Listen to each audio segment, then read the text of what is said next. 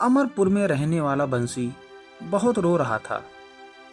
उसके ऊपर दुखों का ऐसा पहाड़ टूट पड़ा था कि वो रोते ही जा रहा था।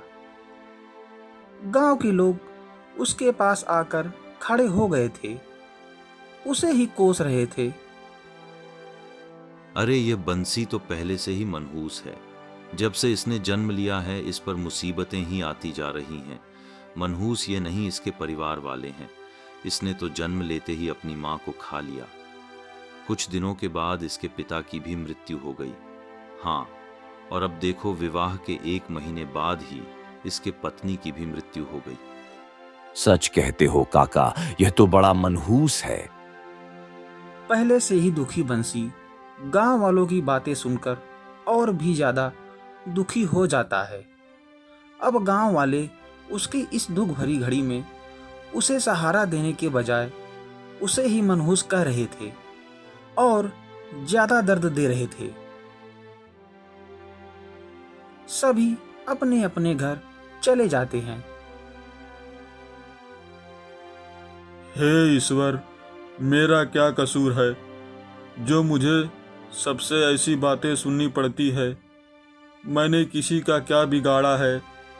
मैं तो खुद इतना दुखी हूँ, सब मुझे ही मनहूस कह रहे हैं। मेरी पत्नी की मृत्यु हो गई है, इसमें मेरा क्या दोष है?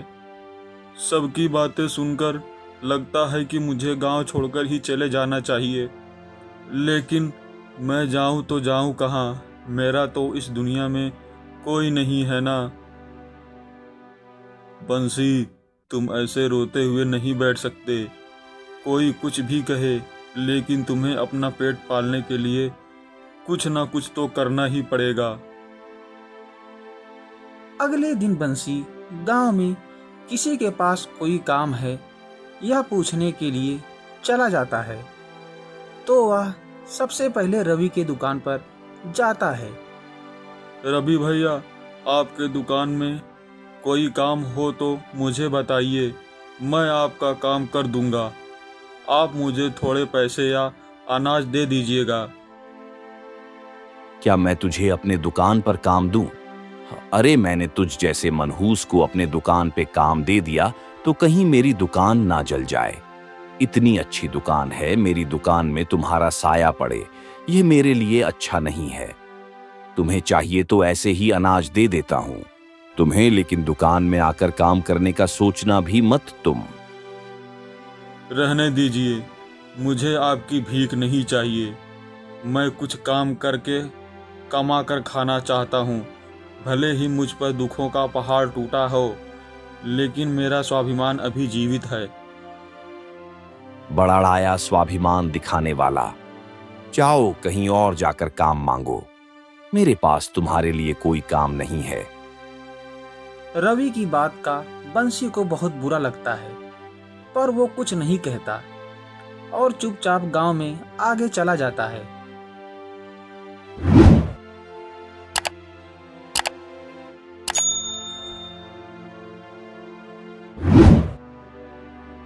गांव में कोई भी बंसी को काम नहीं देता है और सब उसे भला बुरा कहकर भगा देते हैं।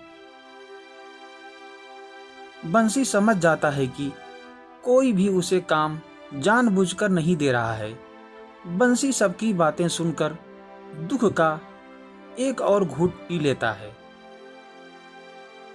और आगे चलने लगता है। तभी किसी की बात उसके कानों पर पड़ती है।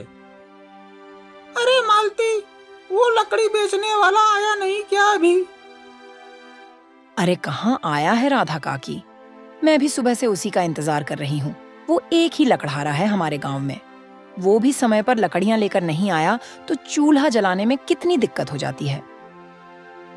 हाँ, समस्या तो होती है। मेरे तो सब काम ऐसे ही पड़े हैं, पता नहीं अब वो लकड़ियां लेकर कब आएगा और चूल्हा कब जलेगा। राधा काकी और मालती की यह बात सुनकर बंसी के चेहरे पर मुस्कुराहट फैल जाती है। अगले दिन वह जंगल जाता है और अच्छी सूखी लकड़ियां काटकर उन्हें बांधकर गांव में बेचने के लिए चला आता है।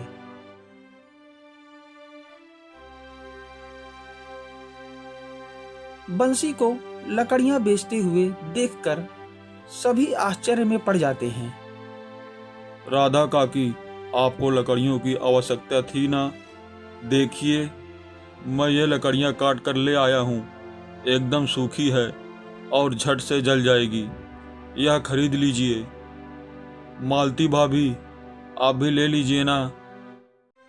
राधा काकी अब क्या कहें, इस मनहूस के हाथ की तोड़ी हुई लकड़ियां खरीदनी ही पड़ेंगी क्या? इच्छा तो मेरा भी नहीं है, परंतु अब हमारे सामने और कोई विकल्प भी तो नहीं है। यदि वो लकड़हारा नहीं आया तो हम ऐसे ही हाथ पर हाथ धरे तो नहीं बैठ सकते ना। हाँ ठीक है, जब तक वो लकड़हारा नहीं आता तब तक इससे ही लकड़ियां खरीद लेते हैं। वैसे भी उन लकड़ियों को जलाना ही तो है। ऐसा कहकर राधा काकी और मालती बंसी से लकड़ियां खरीद लेती हैं। उन्हें लकड़ियां खरीदता देखकर गांव के और भी लोग लकड़ियां खरीदने लगते हैं। बंसी को कुछ पैसे मिल जाते हैं। ऐसे ही अब बंसी रोज लकड़ियां बेचकर अपना घर चलाने लगता है।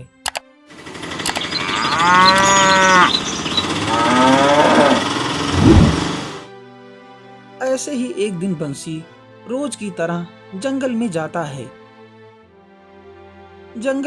है। तभी उसे एक पेड़ के नीचे बंदर पड़ा हुआ दिखाई देता है। उस बंदर के शरीर से खून बह रहा था। कितना प्यारा बंदर है, लेकिन इसके शरीर से यह खून कैसे बह रहा है? इसका इलाज करना पड़ेगा, नहीं तो इसकी जान चली जाएगी। लेकिन यदि मैंने इसे हाथ लगाया और इसे कुछ हो गया तो मैं मनहूस हूँ, मेरे कारण इसे कुछ नहीं होना चाहिए।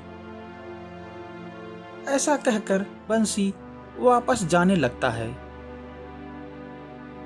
तभी बंदर दर्द से कराहने लगता है। ये तो बहुत दर्द में है, इसे घर ले जाना ही पड़ेगा, नहीं तो इसका घाव और बढ़ जाएगा। ऐसा कहकर बंसी उस बंदर को अपने घर लेकर आता है। बंदर के घाव को साफ करके बंसी उस पर हल्दी और फिटकरी का लेप लगा देता है। फिर अपने हाथों से बंदर को केला खिलाता है। उस दिन वह लकड़ियां काटकर नहीं लाता है। इधर मालती और राधा उसकी प्रतीक्षा कर रही थी। देखा राधा काकी, वो मनहूस आज लकड़ियां लेकर नहीं आया अभी तक।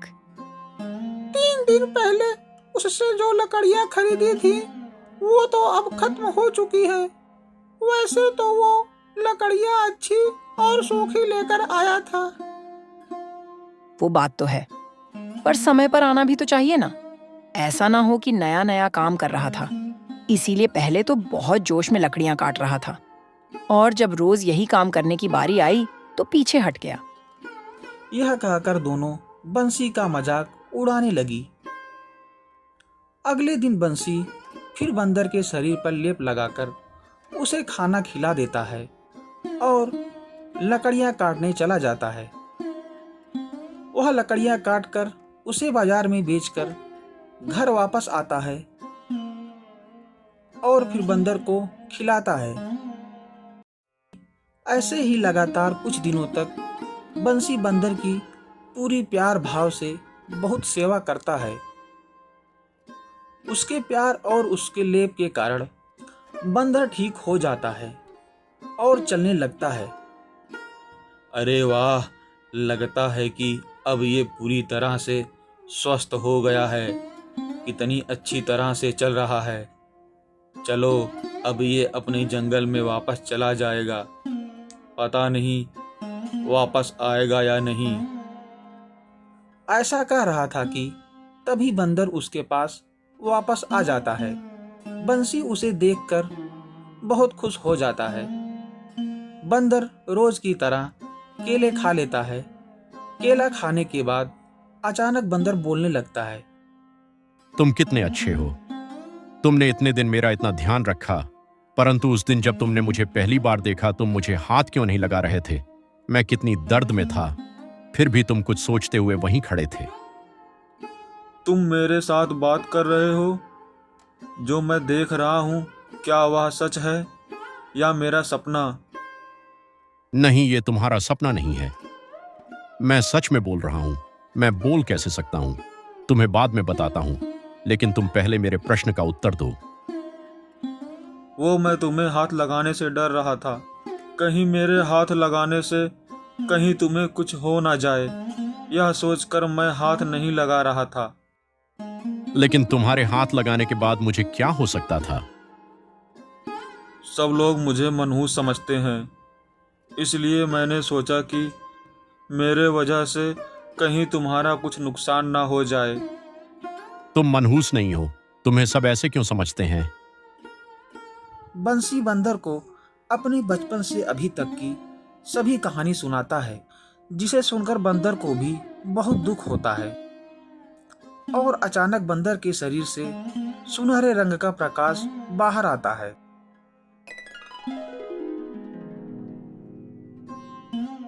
और वहां एक देवता प्रकट हो जाते हैं। देवता को देखकर बंसी उन्हें प्रणाम करता है।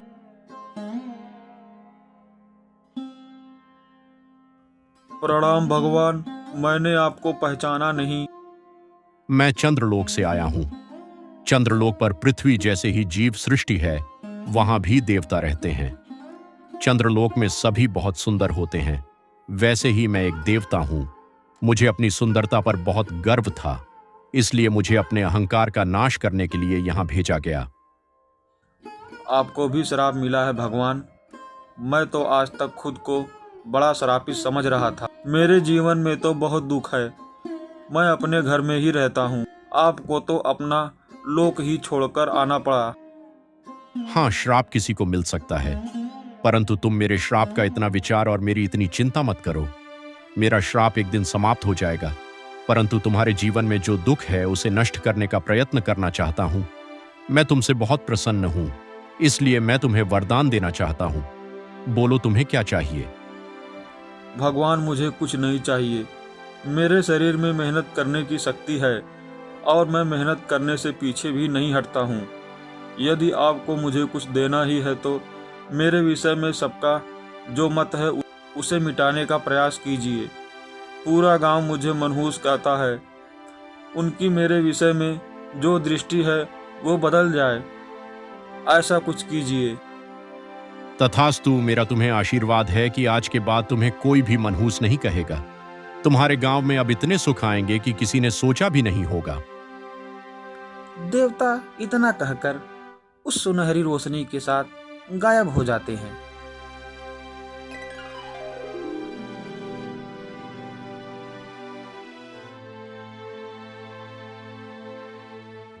रात हो जाती है और बंसी सो जाता है।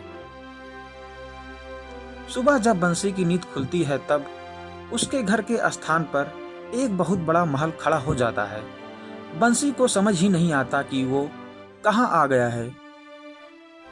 वो बाहर आता है तो उसके छोटे से आंगन की जगह एक बहुत बड़ा बगीचा था।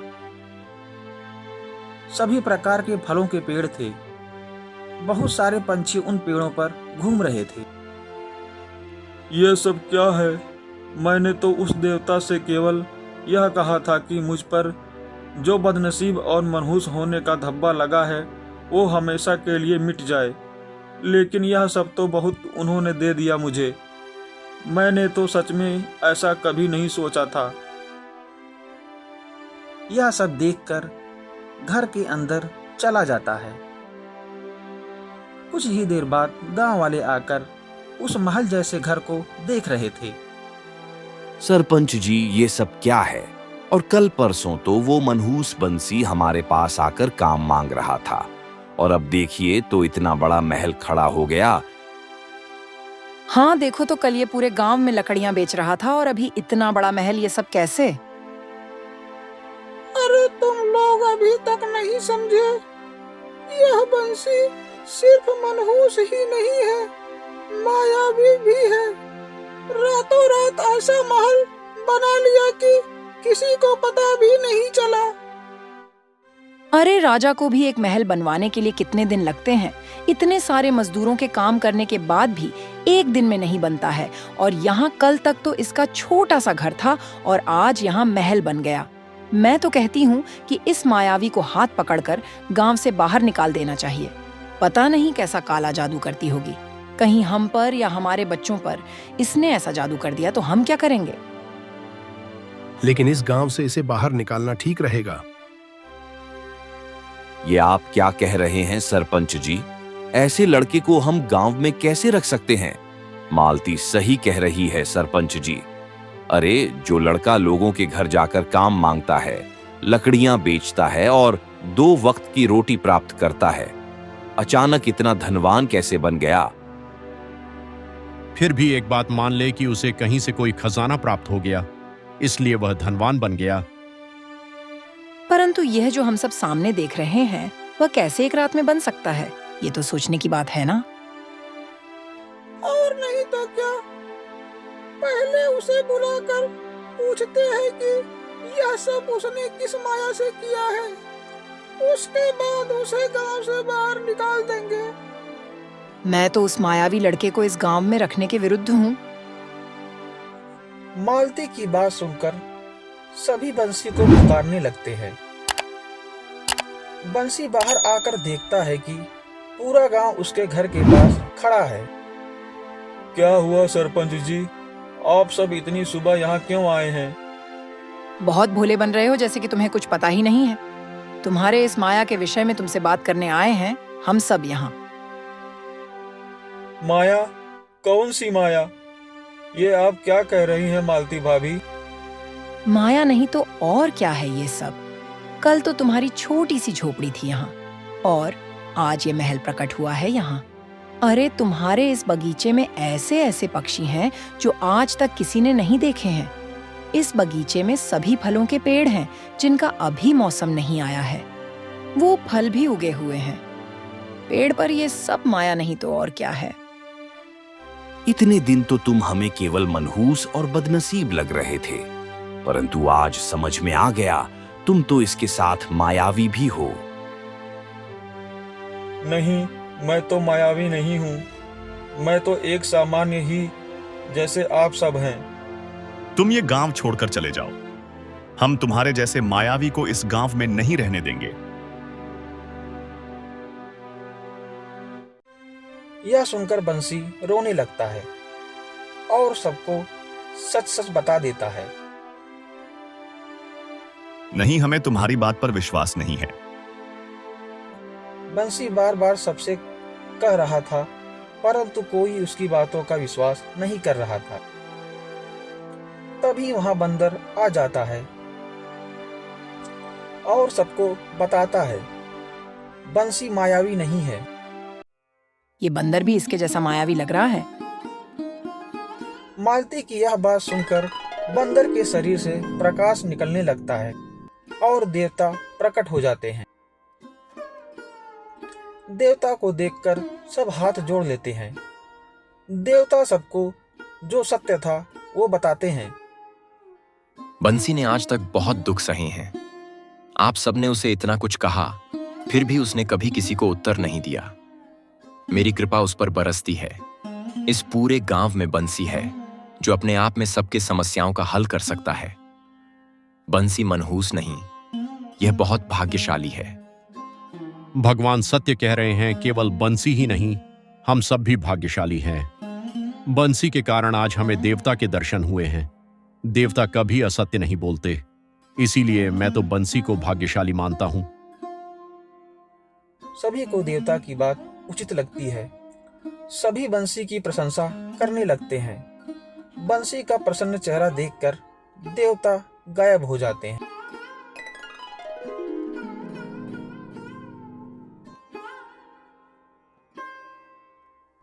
बंसी को देवता की कृपा से जो धन प्राप्त हुआ था उसे गांव के विकास के लिए सरपंच जी को दे देता है। उस दिन से सभी बंसी के साथ सम्मान से बात करते हैं।